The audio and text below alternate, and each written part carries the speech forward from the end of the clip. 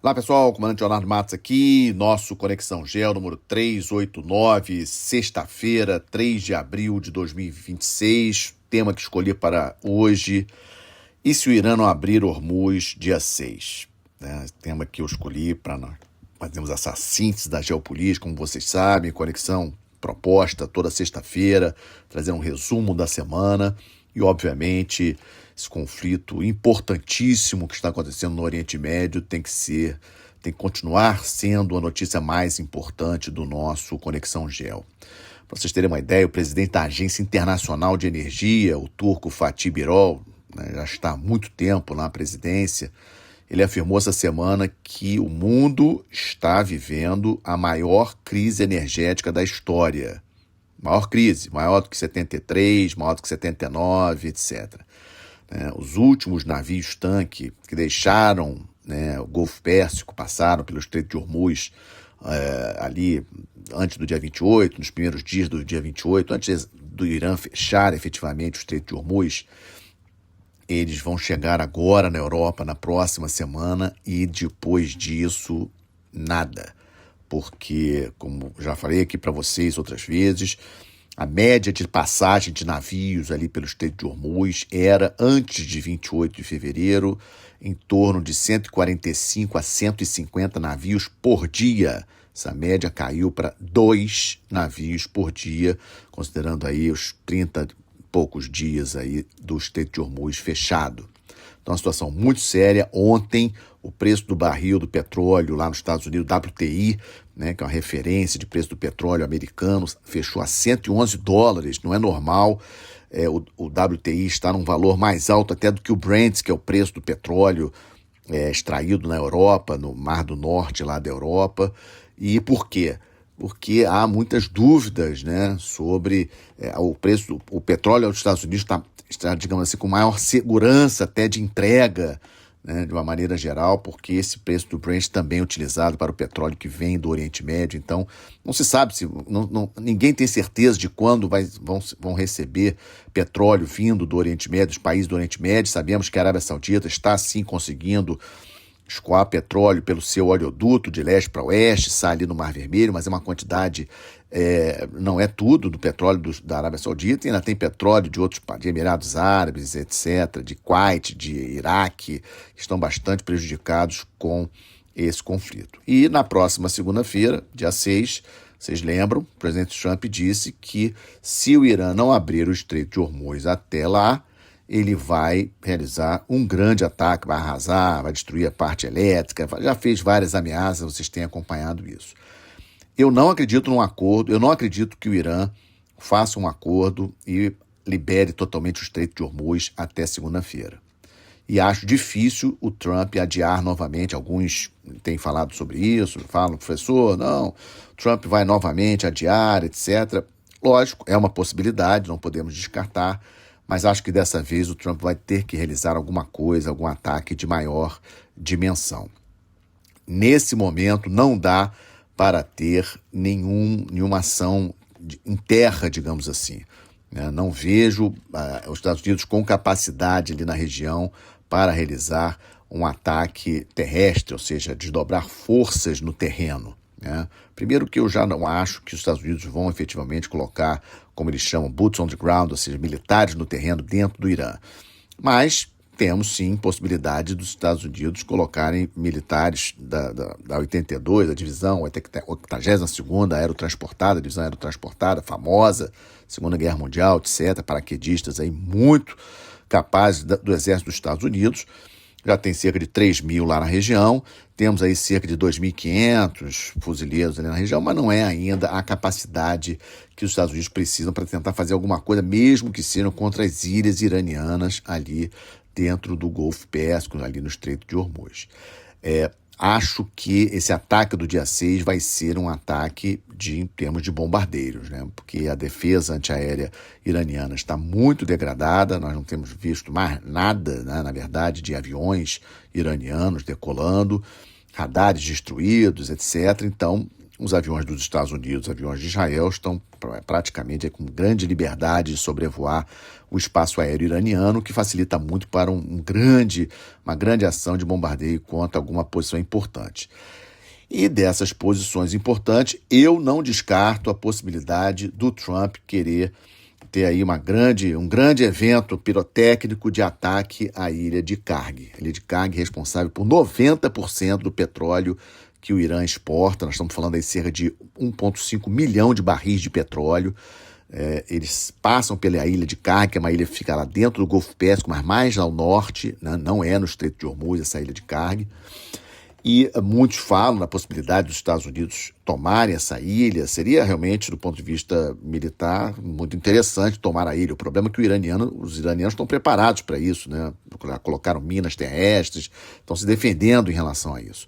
Então eu não descarto a possibilidade desse grande ataque dos Estados Unidos na segunda-feira, se realmente confirmar que o Irã não vai abrir, e eu acho que ele não vai abrir o estreito, eu acho que não vai ter negociações até segunda-feira, os Estados Unidos vão fazer um grande ataque, eu não descarto totalmente, e aí o preço do barril de petróleo vai aumentar ainda mais, só que esse ataque na ilha de Karg pode sim ser um elemento de muita força para o Irã ter que recuar. Até porque a liderança no Irã não quer liderar um país falido economicamente, destruído economicamente, etc. Em termos militares, os Estados Unidos, no momento, só tem um grupo de batalha centrado em porta-aviões, o porta-aviões Abraham Lincoln. Os Estados Unidos possuem 11 porta-aviões, todos de propulsão nuclear, grande capacidade, mas no momento somente o Abraham Lincoln. O Gerald Ford teve aquele incêndio no Mar Vermelho, está atualmente lá em Split, na Croácia, em reparos. Nós não sabemos, a Marinha Americana não informou quando o Gerald Ford volta para a ação. Não temos certeza se ele vai voltar para combater novamente o Irã, ou se vai voltar para os Estados Unidos. Gerald Ford está no mar desde junho, está em operações desde junho do ano passado, é muito tempo, muito desgaste para a tripulação. E o George Bush, o outro porta-aviões americano, deixou o Norfolk. Tivemos aí uma mescla de informações desencontradas em relação ao nosso último Conexão GEL. O George W. Bush estava efetivamente no mar, os escoltas, os navios de proteção do Bush tinham saído de suas bases, e nós tínhamos aí a ideia de que o George W. Bush já estava no mar, indo em direção ao Mediterrâneo, mas isso não é verdade. Ele deixou Norfolk, na Virgínia, apenas na terça-feira para se dirigir ao Oriente Médio, Mediterrâneo. Mediterrâneo Oriental, o grupo de batalha do Bush vai chegar aí por volta do dia 11, 12 de abril apenas. Tá? Então, possivelmente, nessa data, nós já teremos o Gerald Ford reparado, e aí poderemos ter 3 porta-aviões. E vamos lembrar do discurso do presidente Trump, que foi feito na quarta-feira à noite, e no discurso ele fala em 2 a 3 semanas. O Marco Rubio, secretário de Estado, já tinha falado de 2 a 3 semanas para esse conflito terminar. Eu já tinha trazido para vocês algumas datas importantes. Uma delas, lógico, é agora dia 6, segunda-feira, mas a outra data muito importante, reunião com o Xi Jinping lá em Pequim, 14 de maio. Eu não acredito que o Trump vai querer ir para Pequim, mudar novamente essa data de encontro com o Xi Jinping lá na China. Então ele vai realmente querer resolver essa situação nas próximas 2, 3 semanas, e vai ser quando ele, por volta do dia 11, 12 de abril, ele vai ter aí 3 porta-aviões nucleares com muitas aeronaves, capacidade aí de ataque muito forte em cima do Irã. O Irã, obviamente, está acompanhando isso e vai ser um elemento de força para a negociação do Trump. E em termos de fuzileiro, o grupo de assalto anfíbio do USS Boxer, que saiu de San Diego lá dia 12 de março, deve também estar chegando na área de operações por volta do dia 12, 13 de abril. Então vamos ter aí na outra semana, não na semana que vem, na outra semana, uma grande capacidade militar dos Estados Unidos na área, e eu acho que é por ali que as coisas vão efetivamente acontecer. Os países do Golfo, nos bastidores, indicam que querem que os Estados Unidos terminem de destruir o poder, porque eles já perceberam que os Estados Unidos podem sair dessa guerra a qualquer momento,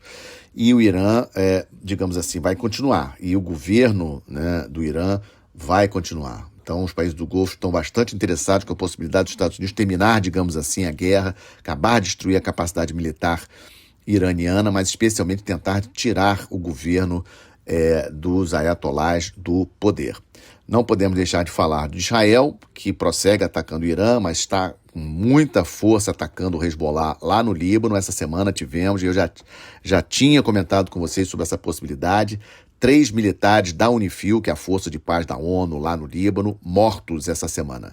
Investigações estão em andamento, não sabemos de onde partiu, os ataques, se foi do Hezbollah, se foi de Israel, que causou a morte desses 3 militares, todos os 3 militares da Indonésia. A Indonésia possui o maior efetivo de militares lá na UNIFIL, e eu já tinha falado isso para vocês, a ONU precisa retirar esses militares da UNIFIL lá no Líbano, não estão adiantando para nada, e agora já tivemos 3 militares mortos.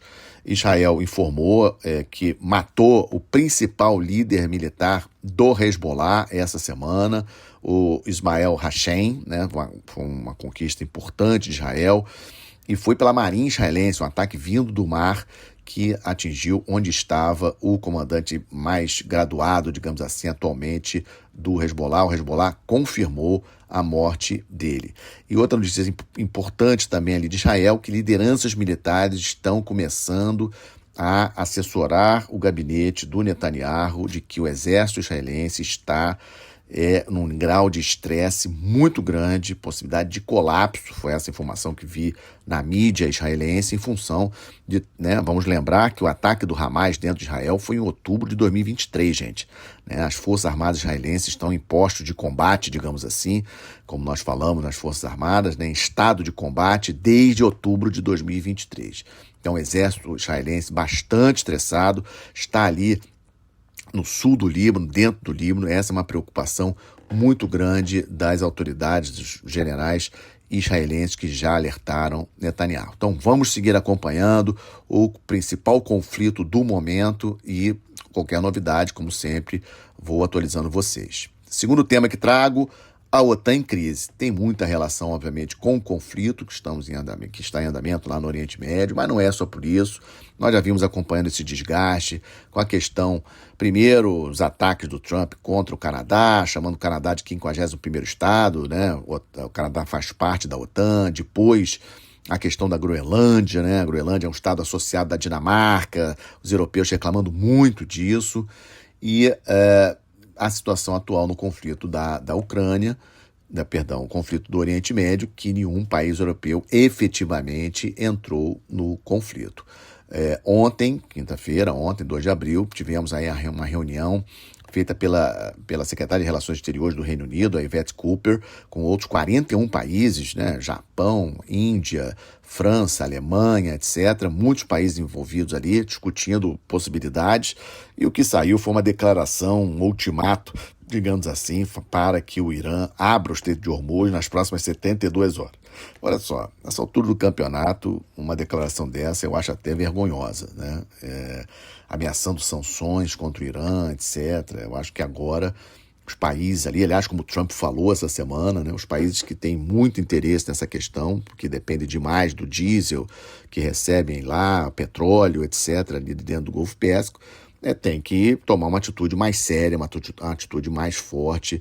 Não é carta, não é declaração que vai resolver essa situação com o Irã nesse momento. O Trump, essa semana, muitas críticas contra os países europeus, coisa assim muito, bastante séria, e por isso que eu chamo esse segundo tópico do nosso Conexão de hoje como OTAN em crise. E aí, um detalhezinho importante. 27 a 30 de abril, visita de Estado do rei Charles do Reino Unido aos Estados Unidos. Vocês imaginam o rei Charles lá nos Estados Unidos, 27 a 30 de abril, com uma guerra em andamento e com todo esse desgaste envolvendo o primeiro-ministro britânico com o presidente americano, etc. Então, a situação realmente está muito ruim, e eu diria para vocês que hoje eu tenho sérias dúvidas se os Estados Unidos reagiriam militarmente em caso de uma invasão russa, por exemplo, a um dos países bálticos. Sabemos que os 3 países bálticos são membros da OTAN, e hoje, pelo que eu estou vendo, nesse clima que está a OTAN, tenho sérias dúvidas se os Estados Unidos se envolveriam para defender algum país europeu atacado pela Rússia. Não acho que isso vai acontecer. A Rússia está bastante enrolada ali com a Ucrânia, já é problema demais para a Rússia, mas é algo para nós avaliarmos o estado atual aí da OTAN. O Trump falou claramente essa semana a possibilidade dos Estados Unidos sair da OTAN, que sem os Estados Unidos não existe OTAN, etc. Eu não acho que os Estados Unidos vão sair da OTAN, mas porque os Estados Unidos têm, obviamente, ganha com isso, a indústria de defesa americana ganha com isso, e o que a minha leitura com relação a essa crise da OTAN é que a indústria de defesa europeia vai crescer ainda mais. Podem anotar, podem acompanhar os índices aí das ações das empresas de defesa europeias. Esses índices vão subir, porque as empresas, os governos europeus vão investir pesado na compra de equipamentos europeus para as suas forças armadas. E como eu falei agora, vamos para o Estamos de Olho, né? O terceiro tema, Rússia e Ucrânia. Essa semana tivemos aí a Ucrânia tentando atingir algumas posições importantes dentro do território russo, né? Atingir uma fábrica, a Ucrânia atingiu uma fábrica de componentes de mísseis lá na região de Briansk, e outros ataques que a Ucrânia perpetrou dentro do território russo, interessantes. Me chamou a atenção também importante essa semana, aconteceu na quarta-feira, a queda de um Antonov, um avião militar da Rússia, lá na Crimeia. O governo russo disse que foi falha técnica, não foi um ataque da Ucrânia. 29 militares russos mortos na queda desse avião, mas o mais importante é que dentro dessa aeronave estava o tenente-general Alexander Ostrochenko, que é o comandante das forças aéreas do Comando Norte da Rússia, que é o comando principal da Rússia, o comando responsável pelo Ártico, por toda aquela região ali ao norte da Rússia. E o Ostrochenko estava lá porque forças do Comando Norte russo estão envolvidas na guerra da Ucrânia também. E é uma figura muito famosa dentro da Rússia, mais proeminente, uma das figuras mais proeminentes da aviação russa, a aviação militar russa, morto nessa queda dessa aeronave, desse Antonov, essa semana. E para fechar, Rússia e Ucrânia, a Rússia rejeitou a proposta da Ucrânia de um cessar-fogo agora nesse período de Páscoa. Bom, Cuba. Notícia também para vocês, novidade, o primeiro navio-tanque atracou lá em Cuba desde o início do ano. O primeiro navio-tanque que atracou em Cuba este ano, atracou essa semana, atracou na segunda-feira lá. E adivinhe de que país é esse navio-tanque? Da Rússia. Logicamente, vem as especulações, né? O navio russo atracou porque os Estados Unidos desistiu de mudar o regime em Cuba, etc., ou apenas está dando uma pausa, ou os Estados Unidos não quiseram peitar a Rússia. Uma questão também interessante para a gente especular aqui. Protestos no país, em Cuba, da população, em função aí do racionamento de comida. Esse petróleo que chegou agora da Rússia para Cuba não é suficiente, mas melhora a situação, mas não é suficiente para resolver os problemas cubanos. Os problemas prosseguem, e a União Europeia informou essa semana que vai enviar ajuda humanitária em termos de alimentos, etc., para Cuba, em torno de 2 milhões de euros. Ali na região também, Haiti, um massacre perpetrado pelas gangues haitianas na capital Porto Príncipe no último final de semana, 70 mortos. Venho repetidamente falando, alertando vocês sobre a questão do Haiti. Haiti é sim uma questão importante, as gangues ainda dominando muito do país, especialmente na capital, e as forças policiais do Chad, lá da África, chegaram essa semana para tentar, a nova tentativa de missão da ONU, a missão policial da ONU, tentar conter essa força das gangues lá no Haiti. Estamos de olho nas eleições do Peru, primeiro turno agora, no próximo final de semana, dia 12 de abril, no outro domingo. Segundo turno previsto para 7 de junho, teremos segundo turno no Peru, praticamente certo, número de candidatos recorde, 36 candidatos, né? Não teremos aí resultado já nesse primeiro turno, ou seja, teremos segundo turno no Peru. E Colômbia, como já tenho falado para vocês, marquem no calendário, primeiro turno lá 31 de maio. Novidade na região importante, o Congresso Paraguaio aprovou o acordo entre o país e os Estados Unidos, né? E dessa forma os militares americanos podem operar dentro do Paraguai sem nenhuma preocupação de estarem aí à mercê da justiça paraguaia. Qualquer problema que aconteça com militares americanos dentro do Paraguai, eles só podem ser julgados dentro dos Estados Unidos. Com isso, as operações começaram, já tivemos aí na semana passada a apreensão de 200 fuzis em Pedro Juan Caballero, fuzis que entrariam no Brasil, segundo a mídia paraguaia. Tivemos também a destruição de pistas clandestinas e a prisão de 3 suspeitos em Ciudad del Este envolvidos com apoio ao Hezbollah, levantamento de recursos para financiar o Hezbollah lá no Líbano. Eu estive essa semana lá na fronteira, lá em Foz do Iguaçu, Tríplice Fronteira, uma cidade, aliás, estratégica, importantíssima. E, na minha avaliação, nós temos que aumentar a nossa presença militar na Tríplice Fronteira. Ali, principalmente, temos Marinha, temos Exército, Força Aérea é um efetivo muito pequeno, mas, na minha avaliação, temos ali uma infraestrutura crítica, que é a hidrelétrica de Itaipu. Temos muitos problemas ali de contrabando na fronteira com o Paraguai, como todos vocês sabem, e agora com essas operações dos Estados Unidos junto com o Paraguai, dentro do Paraguai, acho muito prudente por parte do governo brasileiro pensar em como aumentar a nossa presença militar ali na região, porque teremos sim problemas com os grupos aí de PCC, Comando Vermelho, etc., que estão dentro do Paraguai e que vão começar a avaliar com seriedade passar para o outro lado, ou seja, vir aqui para o Brasil. Essa semana, acredito que todos vocês tenham acompanhado o lançamento da Artemis 2, a missão que vai aí se aproximar da Lua, não vai pousar na Lua, 4 astronautas, sendo uma mulher, um canadense. Achei muito importante, logicamente, a presença da mulher, mas também da astronauta americana, mas também do astronauta canadense, porque, como eu falei, essa questão aí do Canadá, Estados Unidos, o Trump reclamando do Canadá, chamando quem conhece os primeiros estados. O Canadá tem excelentes relações com os Estados Unidos tradicionais, um comércio muito forte. E aí vocês podem constatar uma missão tão importante como essa, os Estados Unidos voltando à Lua, a espaçonave vai ficar aí órbita da Lua nos próximos dias, ainda não está lá, mas e com a presença de um astronauta canadense, achei isso bastante interessante.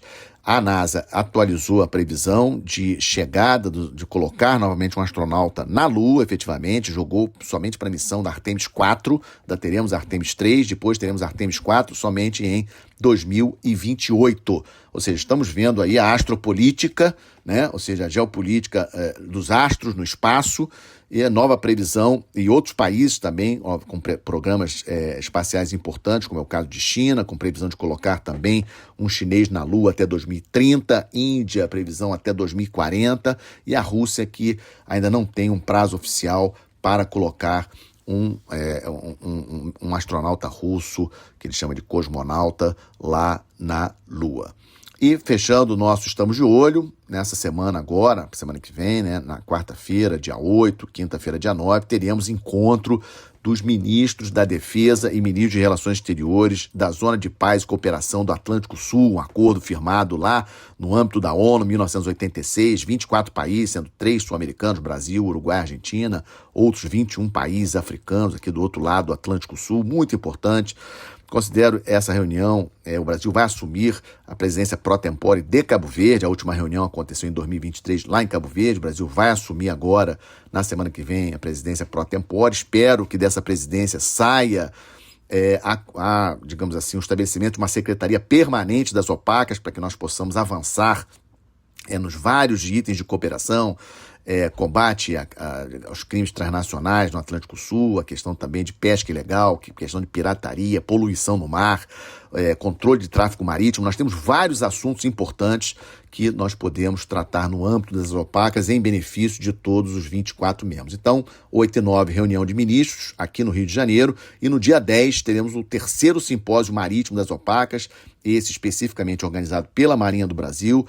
Esses eventos serão na Escola Naval, aqui no Rio de Janeiro. Então, uma semana importantíssima. O Brasil precisa assumir o protagonismo, a liderança nesse espaço do Atlântico Sul, um espaço tão importante para o Brasil, em termos de defesa, logicamente, Temos aí a Amazônia Azul, 5,7 milhões de quilômetros quadrados, 95% produção de petróleo brasileira na Amazônia Azul, tráfico também, comércio exterior brasileiro, 95% do comércio exterior brasileiro sai e entra nos nossos portos. Obviamente que o Atlântico Sul é uma região importantíssima para a economia brasileira, para a defesa do Brasil. Então, as opacas é um instrumento que considero muito interessante e que nós devemos aproveitar.